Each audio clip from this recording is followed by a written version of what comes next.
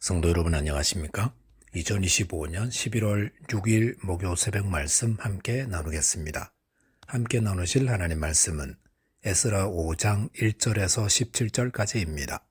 본문은 멈추었던 성전 재건 사업이 다시 시작된 사건을 기록하고 있습니다. 본문을 통해서 하나님의 말씀이 영적 동력이며 성도는 하나님의 거룩함에 참여해야 함에 대해서 묵상하겠습니다. 첫째 묵상할 내용은 말씀을 가까이 할 때 영적 동력을 얻는다는 것입니다. 본문 1절 보시면 선지자들 곧 선지자 학개와 이또의 손자 스가랴가 이스라엘의 하나님의 이름으로 유다와 예루살렘에 거주하는 유다 사람들에게 예언하였더니라고 하였습니다.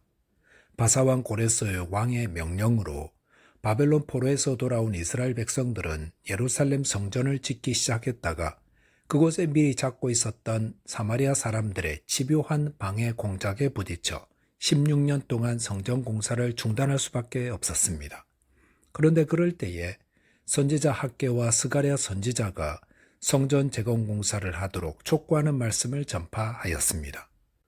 학개서 1장 4절에서 학개 선지자는 이 성전이 황폐하였거늘 너희가 이때에 판벽한 집에 거주하는 것이 옳으냐라고 책망하였습니다.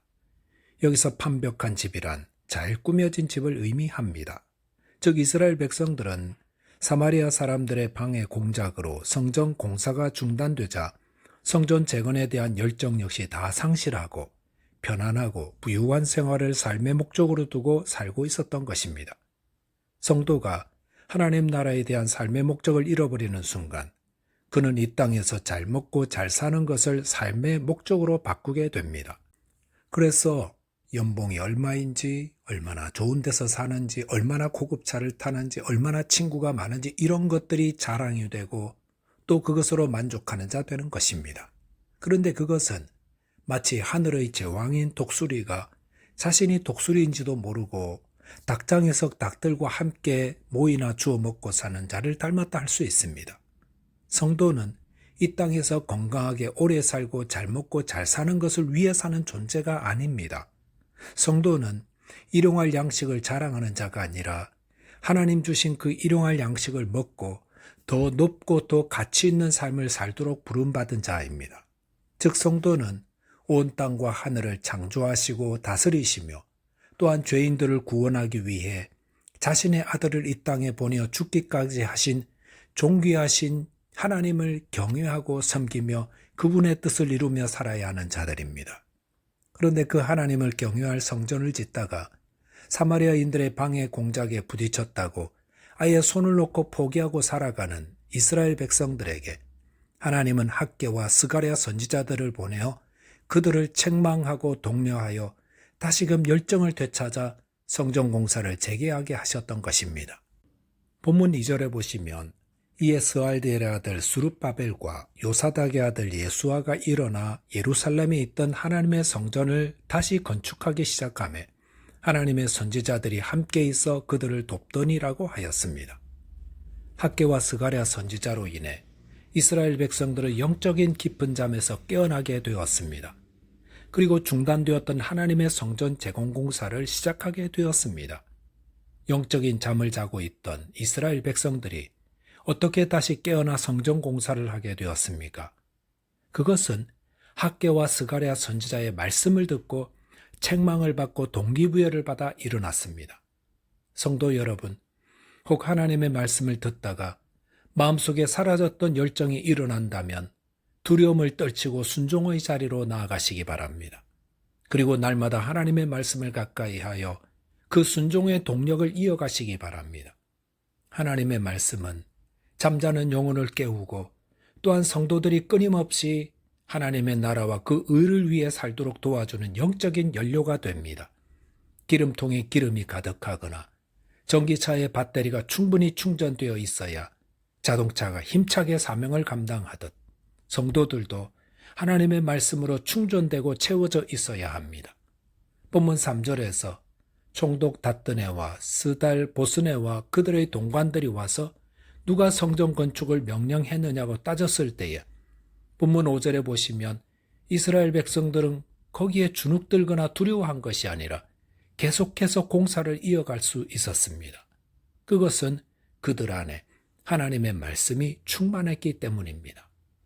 저와 여러분들이 하나님 나라와 그의 의를 위해 사는 영적인 삶을 살도록 날마다 하나님의 말씀을 가까이 하는 자 되시기 바라겠습니다. 둘째로 묵상할 내용은 성도는 하나님의 거룩함에 참여하는 자 되어야 한다는 것입니다.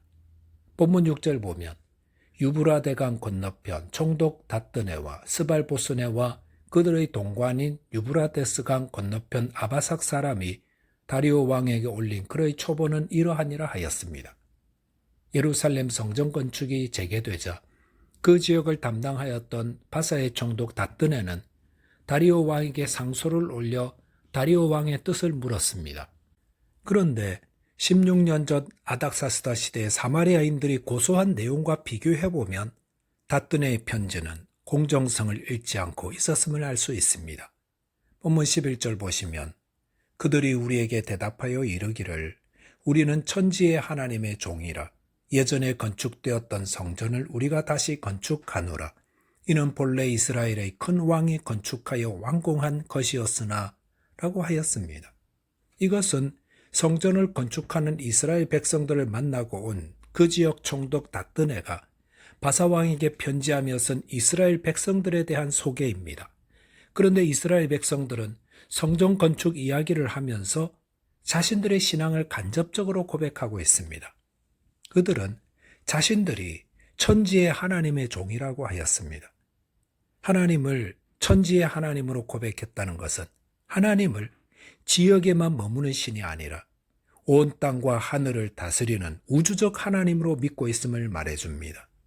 남유다가 멸망할 때에 유다 백성들은 하나님을 잊어버렸습니다. 그리고 이웃나라의 우상들을 가지고 와 섬기며 그 신들이 자신들을 도와줄 것이라고 생각했습니다. 하지만 바벨론 포로에서 돌아와서는 우리는 천지의 하나님의 종이라 라고 고백하고 있었던 겁니다. 본문 12절 보면 우리 조상들이 하늘에 계신 하나님을 노엽게 하였으므로 하나님이 그들을 갈대아 사람 바벨론 왕 느부갓네살의 손에 넘기심에 그가 이 성전을 헐며 이 백성을 사로잡아 바벨론으로 옮겼더니라고 하였습니다. 여기 보시면 이스라엘 백성들은 자신들이 하나님을 거역했기 때문에 성전이 무너지고 또 바벨론으로 끌려갔었다고 하였습니다. 즉 자신들이 겪었던 환난은 하나님을 거역했기 때문이라는 겁니다. 그러면서 이제는 그 하나님 앞에 겸손히 순종하여 하나님을 거역하지 않겠다는 단호한 신앙고백적 답변을 하고 있는 겁니다. 이것이 징계를 통해 얻게 되는 유익입니다. 징계는 하나님을 발견하게 만듭니다. 또한 자신의 잘못을 깨닫게 하고 다시금 하나님의 나라와 하나님의 의를 위해 살도록 신앙적인 결단을 하게 만듭니다.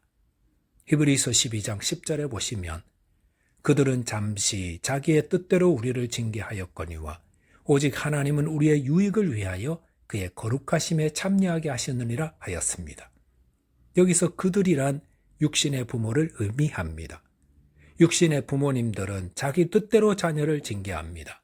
공부 안 하면 공부하라고 징계하고 예의를 지키지 않았다고 또 징계하곤 합니다. 그것은 모두 이 땅에서의 유익을 위한 것입니다. 그런데 하나님은 왜 우리를 징계하십니까?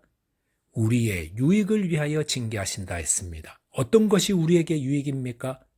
하나님의 거룩하심에 참여하게 하는 것이라 했습니다. 성도 여러분, 하나님은 왜 우리를 징계하십니까? 우리가 하나님의 거룩에 참여하지 않고 이 세상적인 것만을 쫓는 인생이 될 때 징계하십니다. 하나님은 천국 가는 티켓만 확보하고 그 다음 세상 연락 즐기고 살라고 우리를 구원하신 것이 아닙니다. 하나님이 우리를 부르심은 우리로 하나님의 거룩함에 참여하는 자 되기를 원하시기 때문입니다. 그럴 때에 가장 가치 있고 의미 있는 인생이 됩니다. 혹 하나님의 징계를 받는 것 같다면 나의 삶의 목적이 무엇인지를 되돌아보시기 바랍니다. 그리고 하늘과 땅에 하나님을 발견하고 복음을 깨닫고 하나님의 거룩함에 참여하는 자 되기로 결단한 자 되시기 바라겠습니다. 기도하겠습니다. 하나님 아버지, 저희 영혼이 잠잘 때 주님의 말씀으로 깨워 주옵소서. 그 말씀으로 정신 차리고 주님의 뜻을 따르게 해 주옵소서. 또한 하나님의 거룩함에 참여하는 자 되기로 결단하는 자 되게 도와 주옵소서. 예수 그리스도 이름으로 기도하옵나이다. 아멘. 오늘도 믿음 안에서 승리하는 하루 되시기 바라겠습니다. 감사합니다.